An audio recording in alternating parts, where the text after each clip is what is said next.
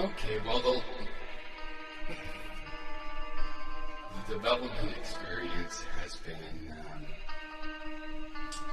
really a 3-day experience, and one of the days I made a video yesterday I did not, but I will include the first day. So on that day, I had a full day. I stopped a little early, and it was just plodding through code, sort of absorbing it, and I was investigating the fact that I couldn't click on my items and just drag them somewhere else. The first issue was because I changed the click behavior, and then the second issue was it just wouldn't save it had moved.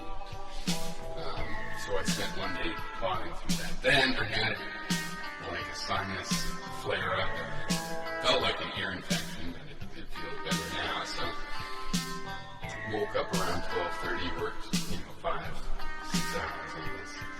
I don't know. Maybe I worked longer overall, but I didn't really make a lot of progress. But I kept plodding, and I was making progress. And then today, I solved the problem.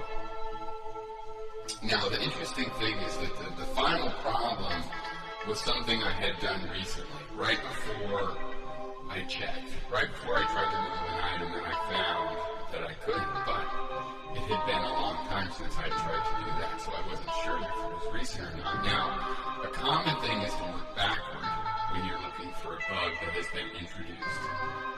What did I do? And you work backward through it. But since I wasn't sure it was recent, since I hadn't tested this particular feature, and because I thought it would be better to just go make the code better, right? What I did instead is you go back to the basics and you work your way up. And that's why it took 3 days. Instead of trying to solve the problem on the way down, I went to the bottom, came back up, found the problem, sure enough, something recent. And I solved it. And by doing it that way, I also solved and clarified a bunch of other things having to do with updating these morsels, because what I call morsels, because months ago I had a little bit of a different idea. It wasn't as well formed. I have some optional ways to initialize things, and now I've expanded the system to have some flexibility, and I can use that flexibility retroactively in some of the things I originally built. So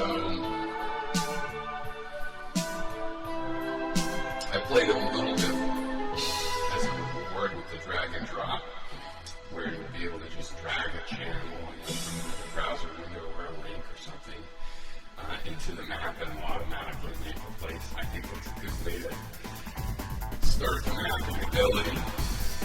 And well, there was just that one